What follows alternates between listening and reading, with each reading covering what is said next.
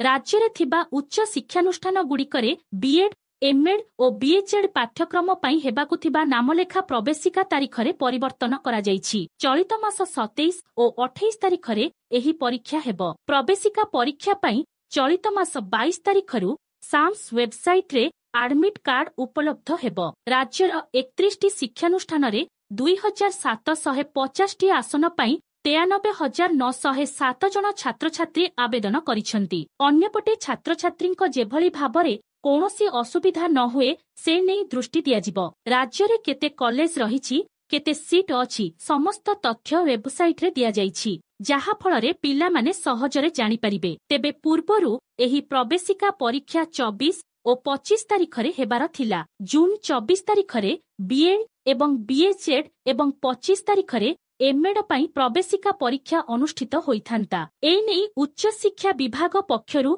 विज्ञप्ति प्रकाश पाइथिला। वीडियो को लाइक करंतु एवं चैनल को सब्सक्राइब करी रखंतु। धन्यवाद।